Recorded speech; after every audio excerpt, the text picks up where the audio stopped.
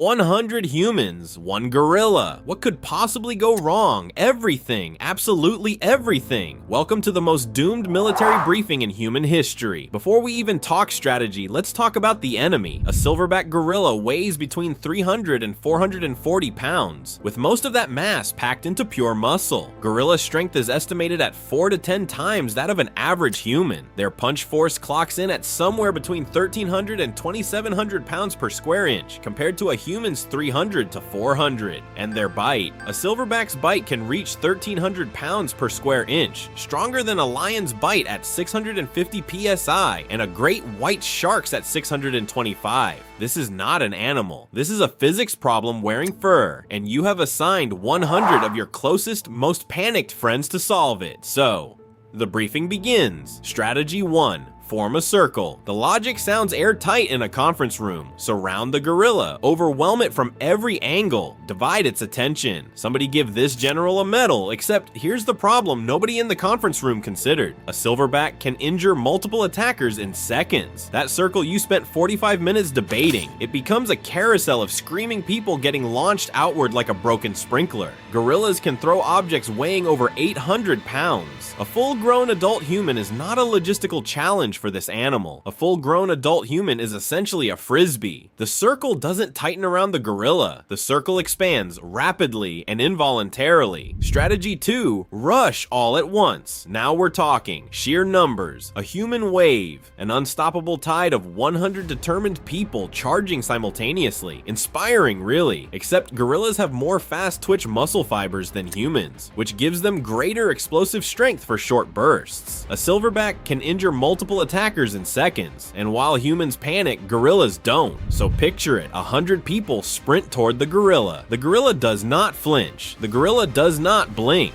The gorilla has a single, fully focused thought, and that thought is deeply unpleasant for everyone in the front row. Within seconds, dozens would likely flee, creating a chain reaction of panic. The human wave breaks, not on the gorilla, on itself. The real enemy was the stampede the whole time. Now, here's where it gets interesting, and I genuinely want to know what you think. If you were somehow in charge of this operation, would you volunteer to be in the front of that charge, or would you be the one coordinating from the rear? Comment your answer below, because what happens next might actually change your strategy entirely. Strategy 3. Appoint a leader. This one is my personal favorite. Someone, probably wearing a lanyard, stands up and says, "What we need is organization." And they're right. Coordination is the one thing humans have over raw animal power. So a leader is appointed. A plan is drawn up on a whiteboard. Roles are assigned. People nod with great confidence. And then the gorilla moves. Gorillas can reach speeds of 20 to 25 miles per hour. The whiteboard plan did not account for 25 miles per hour. The leader is now reconsidering their career choices. 100 untrained people cannot coordinate a plan under fear. And fear, it turns out, is the one thing this scenario produces in unlimited supply. The chain of command dissolves in approximately 4 seconds. Everyone is now a freelancer. Strategy 4. Tire it out. Okay, new plan. Humans have incredible endurance. It's literally one of our greatest evolutionary advantages. Wear the gorilla down. Keep moving. Rotate attackers. The skeletal structure and muscle density of gorillas provide natural protection against blunt force impacts that would cause serious injury to humans. A silverback's bones are roughly 3 times thicker than a human's. Humans break far easier, so the attrition war cuts both ways, and it cuts humans considerably faster. You are not wearing the gorilla down. The gorilla is wearing you down by existing in the same space as you. So here's the verdict, and I promised you it would be surprising. Could 100 unarmed humans beat 1 gorilla?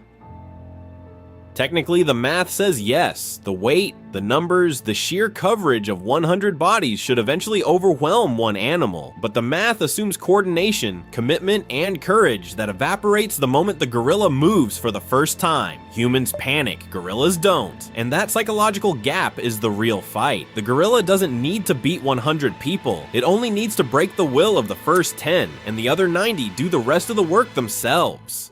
The most terrifying army on Earth is still no match for 400 pounds of absolute, unhurried, unblinking fury. The gorilla wins, not because it's stronger, because it's calmer. And if that doesn't make you rethink every conflict you've ever been in, nothing will. If you want more deep dives into nature's most unfair matchups, subscribe, because we are just getting started.